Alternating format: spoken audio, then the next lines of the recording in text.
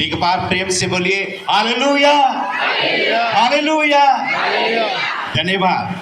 और परमेश्वर आप सभी को नीचे इन तमाम बातों के द्वारा बहुत आशीष प्रदान करें। आज की समय सबसे पहले इस बातों में आप सभी के सम्मुख बात को मैं रखूंगा कि प्रभु यीशु मसीह का दूसरी आगमन निकट है। उसके बाद दूसरी बात मैं रखूंगा, प्रभु यीशु मसीह के दूसरे आगमन के बाद इस संसार में दिल दहला देने वाले घटना घटित होंगे। तीसरी बातें मैं रखूंगा, उसके बाद इस संसार के सभी मनुष्य को परमेश्वर के न्याय आसन के सामने न्याय के लिए खड़ा होना होगा। हालेलुया। आप तैयार हैं इन सारी बातों को सुनने के लिए? धन्यवाद। लेकिन मेरी बातें हैं, जब भी मैं बातें करता हूं तो परमेश्वर के वचन से हटकर एक बात भी मैं आपके सामने में नहीं रखूंगा, क्योंकि मुझे अधिकार नहीं है।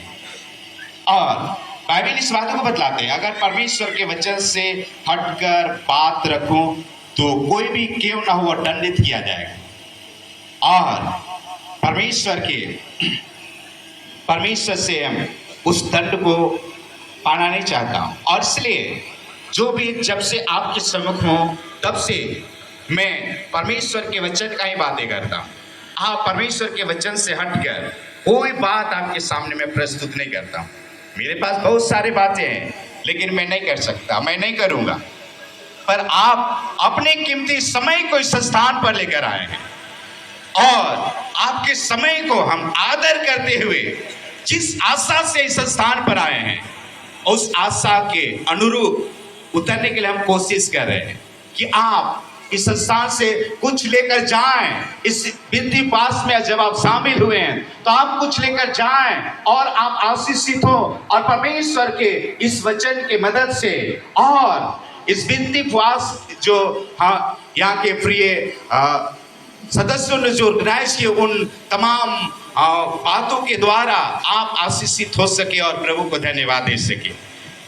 मेरे प्रिय श्रोताओं, बाइबल इस बातों को बतलाते हैं 2000 कुछ साल पहले प्रभु यीशु मसीह संसार में बालक बन करके यरूशलेम के बेथलेहम के उस गौशाले में जन्म लिए।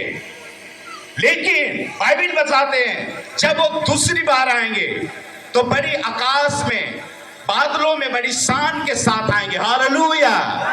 और हम सभी उसके साथ पलक मारते हुए उठा लिए जाएंगे और प्रभु से मिलेंगे। मैं इस बात के लिए परमेश्वर को धन्यवाद देता हूं। और आइए हम इस मुद्दा में हम सीखें इस बातों को, और परमेश्वर के पुत्र यीशु मसीह के साथ हम जाने के लिए अपना तैयारी करें। तब जब वो आएंगे और उनके साथ हम उठा लिए जाएं और हम आशीषित होंगे। और मैं चाहता हूं, देखिए, मैं इस बातों को बताया कि मैं बातें करूंगा तो बाइबल से बाहर कोई बात नहीं।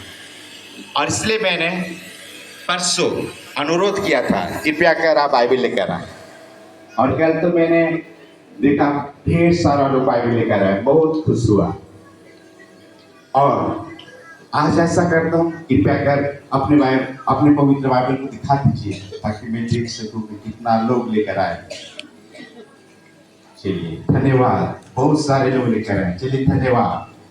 अनुरोध करता हूं, अगर पवित्र शास्त्र आपके पास में नहीं है, पवित्र बाइबल, तो कृपया करके आप जहां भी मिलते हैं आप ले लें और उन बातों से बहुत सारी बातों का सीखें। आइए हम आज इस सारी बातों को फिर मैं आप सभी के लिए मैं मौखिक प्रचार नहीं करूं, पर आप उस बातों को पढ़ें और हम इस बातों को जानेंगे। लेकिन जरा सा जल्दी कीजिएगा, जल्दी खोजिए और पढ़िए कि बाइबल में कहां पर वह पुस्तकें हैं। और कई बार तो होता हमें क्या है कि हम बाइबल को इतना पढ़ते नहीं हैं, और इसलिए कई बार नया विधान के बातों को हम पुराना विधान में खोजने लगे, पुराना विधान के बातों को हम नए विधान में खोजने लगे।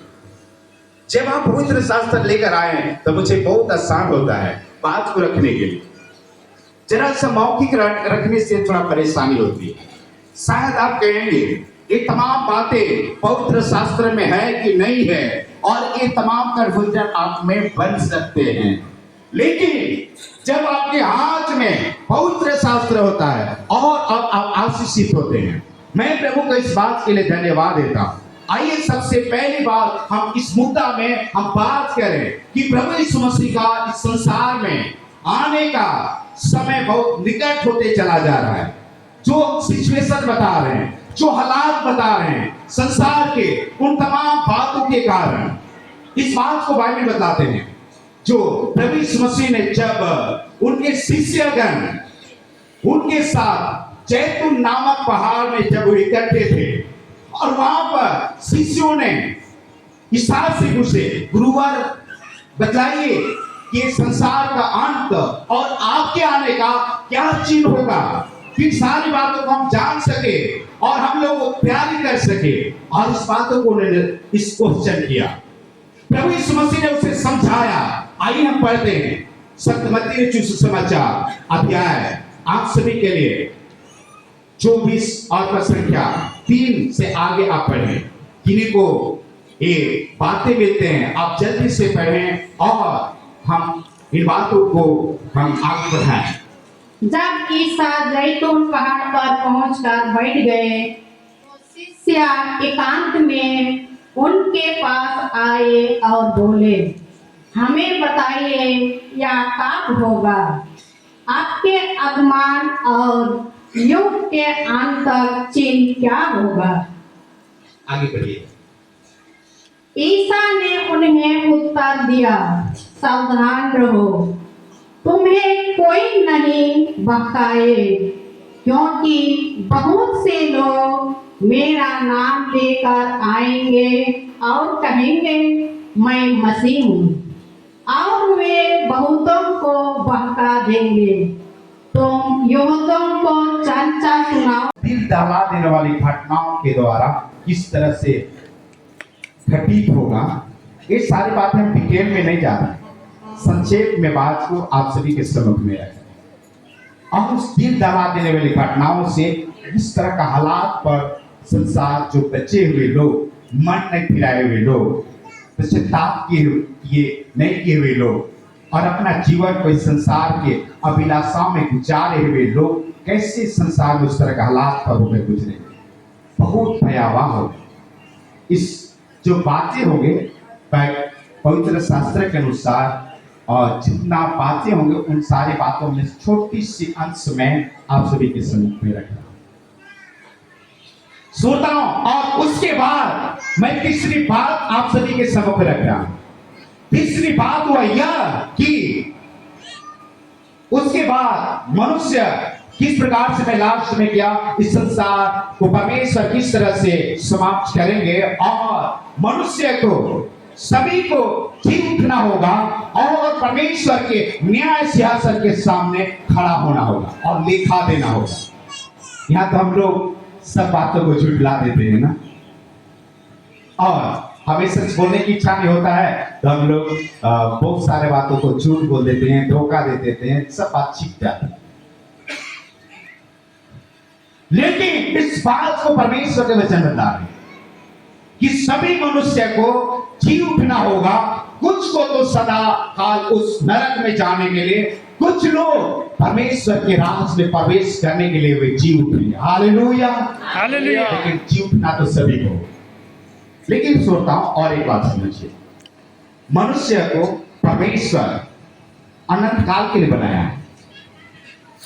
अगर मनुष्य, बाइबल बतलाते हैं स्तोत्र ग्रंथ अध्याय 90 पद संख्या 10, 11, 12 वचन, बाइबल बताते मनुष्य को आयु 70 तो होते हैं, बल्कि कारण 80 भी हो जाए, 90 भी हो जाए, 100 वर्ष भी हो जाए, लेकिन उनके जीवन में दुख तकलीफ भरा हुआ, क्योंकि संसार क्रूर है ना। अगर इस संसार में रहते हुए अगर आप परमेश्वर के साथ बने रहेंगे तो आप परमेश्वर के द्वारा अलौकिक आनंद भरपूरी के साथ इस संसार में एंजॉय कर सकते हैं। लेकिन अगर प्रभु से दूर हैं तो आपको पाप और दुष्ट आत्माएं, बीमारियां आपको चलने नहीं देता है, मार डालता है। लेकिन मैं प्रभु को धन्यवाद देता हूं, परमेश्वर मनुष्य को अनंत काल के लिए बनाया। हम अनंत काल स्वर्ग में बिताएं चाहे नरक में बिताएं, हमारे कार्यों के अनुसार वो तमाम बातों को हम प्राप्त कर पाएंगे। अगर प्रभु के मार्गों में आप बने रहेंगे, मनुष्य तो प्रभु तक निश्चय अनंत काल में प्रवेश करें। आइए हम परमेश्वर के वचन से समझते हैं और इस बात को तीसरी बात मैं बात को सामने रख रहा हूं कि प्रत्येक मनुष्य को न्याय सिंहासन के सामने खड़ा होना होगा, इनाम पाने के लिए या नरक में जाने। बाइबल इस बातों को बताते हैं।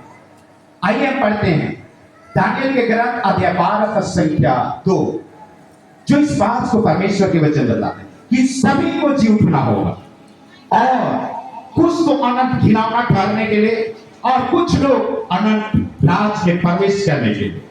चलिए किन्हीं को मिल जाते हैं तो जल्दी से आप पढ़िए और सभी भाई बहनों को सुनाइए कि पवित्र शास्त्र क्या बतलाते हैं। दानियल के ग्रंथ अध्याय 12 का संख्या 2।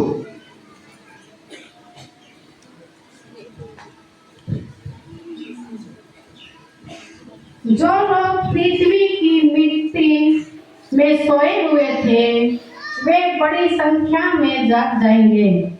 कुछ अनंत जीवन के लिए और कुछ अनंत काल तक तिरस्कृत और कलंकित होने के लिए धर्म में आकाश की ज्योति की तरह प्रकाशमान होंगे।